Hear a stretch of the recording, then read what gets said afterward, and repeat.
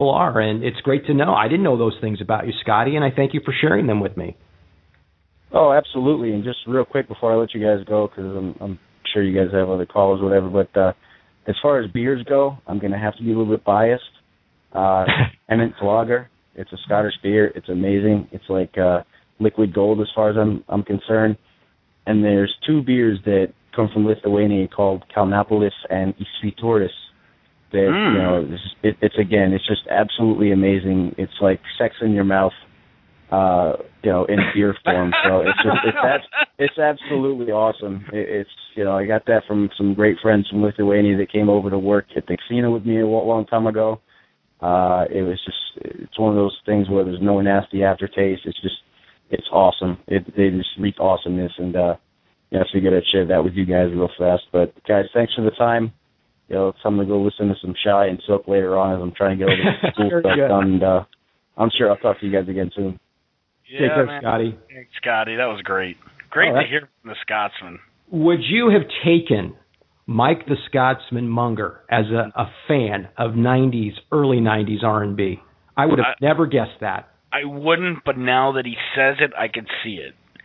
And, Scotty, he is an interesting, intelligent, and obviously everybody who knows him from the Celtics postgame show, he's a lot of fun. But, hell, we could have talked to Scotty all night, and I can tell you there have been nights where he and I have just bullshitted on the phone for a couple hours and not even known it's happened. Yeah. He's just a great guy to talk to. Interesting guy. And who would have thought, Nick, that Kira Reed's sex song playlist would launch another half hour of programming? It's incredible, but we've said it before. Politics and religion may, in a lot of ways, divide people, but there's no question that music and movies, that brings people together. Sports can bring people together. Yeah, it does. It does, and we leave politics on the shelf and religion on the shelf, and we just have a good time here. No stress. A lot of laughs. I literally tonight, Nick, pretty much peed my pants. Yeah, it was good stuff, man. Yeah, very good stuff. We still have a little bit of time left, so I'm going to throw our phone line out, 347-215-7771, 347-215-7771, and anybody who calls into the post-game show or is a fan of CLNS Radio surely knows that number. But call us. We've got about 20 minutes left, and with that time, Nick, I know that there is a topic that is near and dear to your heart. You've been wanting to get this off your chest now for, 2 weeks? Oh, no, about 8 days. But 8 days. I had a full column written, probably the first ever non-sports column for CLNS Radio written on this topic.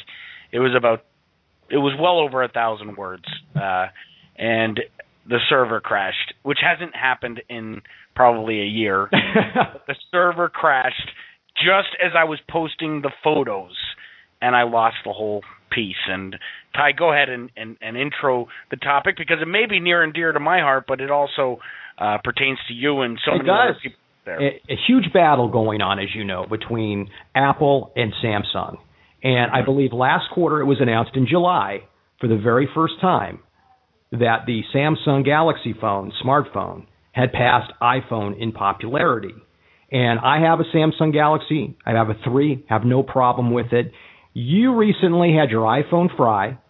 You went to Best Buy. They sold you on the Samsung 4, and you literally pulled your hair out for the 8 days or week, whatever it is, that you had it, and it prompted you. You were so angry about this after that time with the Samsung Galaxy that you had to put it down in writing, how pissed off you were.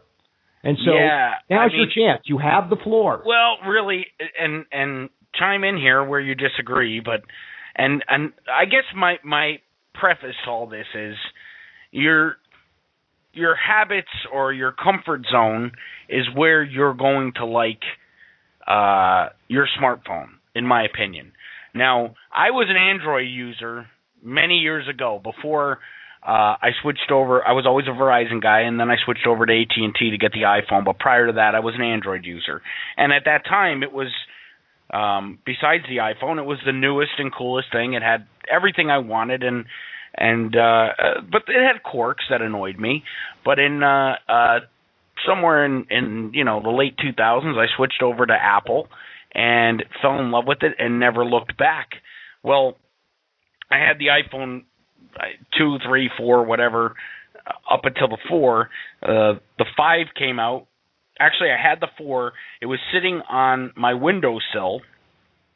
Someone texted me on Vibrate, and it fell on my kitchen floor, tile floor, and shattered the screen. And I was heartbroken. So I went to Best Buy, and I will say this. If you haven't bought a phone at Best Buy, you're silly, because Best Buy has the best warranty plan in the world. It's bumper to bumper, replaces it for you. You don't have to drive 2 hours to get to the nearest Apple store. It's done right there. So I went right up to Best Buy, and they put me in the iPhone 5. That was in June. And since then, I've seen my data plan go through the roof because the Wi-Fi didn't work right. I always got that stupid little E in the upper left-hand corner because 4G and that LTE was never working. So really, the iPhone 5 was quite a disappointment for me. And when 2 months later, the SIM card fried, which I've never heard of happening before in my life, and I went up to Best Buy. I had totally intended to just get a new iPhone and sat down at the counter, and the Geek Squad were saying, it's going to be 2 weeks because they're back ordered on the iPhones. So being the type of business I'm in, I can't go without a phone. So I don't want to make this story too long because we're short on time here, but basically they convinced me to take the plunge and move back to Android, how wonderful the Galaxy is, and I'm certain they think it is. And I'm certain there's a certain amount of people out there who just don't like Apple because they're Apple. They're just revolting against what Apple has created. But anyway, I took a Xanax because I was so anxiety-ridden to part with my iPhone and said, yes, I'm going to try the Android. And, Ty, my job is very stressful. Yes. This phone stressed me out worse than my job. This phone in a half a day of work stressed me out more than a full week's work does. And being, I'm kind of a technically savvy guy. I mean, I own an internet radio station, so I'm not like, I'm not part of the Geek Squad, but I'm not a novice at this either. So but I'm in my mid-30s now, and I'm thinking, I don't want people to think that I just am rigid and I can't adjust and I can't figure it out, because it's not that hard to figure out. So I said, I'm really going to give this a solid attempt. And they were giving me 2 weeks to decide whether I wanted to go back to iPhone when they would come back in or stay with the Android. And, dude, by day 3, I had almost gotten in. I'm not promoting texting and driving, but what I do, you send emails all day. I had almost gotten into accidents. My Bluetooth wouldn't stay connected to my car. I could only use the phone aspect of my Bluetooth and then not the music aspect. Now, I listen to the programming on this network in my car all day. I mean, that's kind of like I'm lost. It's like losing my right arm. Basically, the entire experience was a complete nightmare, and I would never, ever, I guess the moral of the story is the grass is not always greener on the other side. Stay where you're comfortable. Interesting. I like my Samsung a great deal. I understand some of your concerns. I think for work email, it's not the best phone at all. For work email, for Gmail, for your personal email, it's a great phone. Well, yeah, Gmail. Ty, I think that the Gmail, I way prefer the email on the iPhone, using Gmail through the iPhone, than I do using the Gmail app through the Android. I mean, that thing just confused me. I couldn't easily archive messages. I couldn't put them. It was just they were stacking one on top of the other. Then I had two different email apps. The phone comes with two, I guess, a Gmail one and a Samsung one. They're both going off. Yeah, I didn't set up the Samsung email app on my phone. I just go with the straight Gmail. What was the most frustrating part of this phone for me was the width of it. The screen size was nice. It was light, but it felt cheap. It felt very cheap in my hand. But trying to reach the buttons in the upper left-hand corner was a complete effing nightmare. I dropped that phone. I mean, it had the bump on it, so you could drop it in water, drop it on the ground, and it wouldn't be affected. Well, you need that because I dropped it so many times trying to use it. You literally needed to use two hands to use this phone. It's a big phone. The 4, you had the 4, right? Yeah. Yeah, it's a bigger phone than the Samsung 3. And you're right. The Samsung phone has a plasticky feel, and if you buy that phone, you certainly want to put a case on it. There's no question about it. No doubt. I would have, but I went back up there on Saturday. I couldn't even do the 2 weeks. I gave it a full week, Saturday to Saturday. I walked in the door. The girl that took care of me the day that I switched, there were like 3 guys and 1 girl, and the girl kept going, "Don't leave Apple, don't leave Apple, don't leave Apple." And I was like, I'm going to give it a shot. When I walked in with I had the receipts, I had everything all piled up perfectly. She had a big smile on her face, and she said, "I told you so." And I said, "Thank God you're here, because I need to get out of this effing phone now and get me back to my iPhone." And when I had that iPhone, and it's crazy, it's kind of, I guess, too, Ty, a way of saying how much we have become reliant upon technology and the smartphone. But when I got the iPhone back in my hand, I felt the stress ooze out of my body. Well, it's become such a part of your life, right? Yeah, it's a shame, but it has. It's true, and you're so dependent on it to do your work on it and make a living. Now, fortunately for me, my Samsung phone, I don't really depend on that for my job at all. In fact, I don't even have work email on it. I do that on purpose. That's the other thing. The work email just wouldn't even work on the Android. Yeah. Well, that's it wouldn't even be compatible. Yeah. So then there you go. It's imperative that you have an iPhone if you're so dependent on your work email. Now, where Apple made the mistake, Nick, is with the iPhone 5. Horrible. Right? I mean, just a horrible, horrible edition of the iPhone. Well, I don't know that it's horrible as much as it is disappointing, because the upgrades were minimal. The battery dies very quickly. I just think it was all hype, and I really can't tell you the differences between the 4 and the 5, besides the fact that it's faster because it has LTE. But if I were to choose between the two, I'd say I don't really care. Just give me one or the other.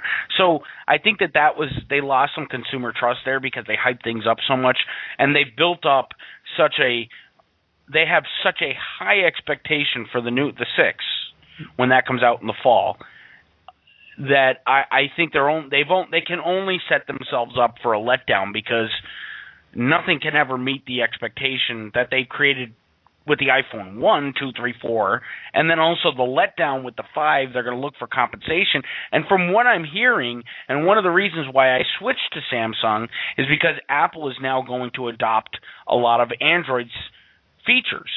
So I thought, well, let me get in the Android now, and if I want to switch back to iPhone, I'll be familiar with it. But my God, I mean, I never had so many apps crash. Really? I've never had that problem. I mean, apps that I used constantly with my iPhone that were obviously compatible crashed constantly. Like, it would set that pop-up would come up saying, force shut down. Sure. Constantly. And, like for my work email, I literally had to, log into my client at work, my server client. I mean, it was a disaster. It would take me 15 minutes to check my email. Now, I will say that the swipe on the keyboard is nice. I like that. Mm-hmm. And also, the apps are about 50% less expensive than with Apple. Sure. That's true. That's very true. I like my phone, but I use it for very little as far as work. I think the Gmail app on the Samsung device is great. It's easy to use. I use Twitter. I use Facebook. I use the news apps. Real easy to get in and out of. Decent battery life. Lasts me probably 12, 13 hours until I get home from work. I've got no complaints with the Samsung. Now, having said that, I'll tell you what phone I miss, Nick, and this is really strange, and I think I told you this when we were on the phone once. I miss a BlackBerry. Their email client, I know you do. I know you do. I miss the email client, which I think is superior to both of those phones. Absolutely superior. And as far as a keyboard, it has a physical keyboard. Yeah, but it had the dual letters on the button. Yeah. Are you thinking of like a real old BlackBerry, not a newer one? When's the last time you used a BlackBerry? The Storm, I think. Yeah, that was going back a ways. Right. it improved a great deal. The problem with the BlackBerry, of course, until they made the improvements to it that they just released, I think they released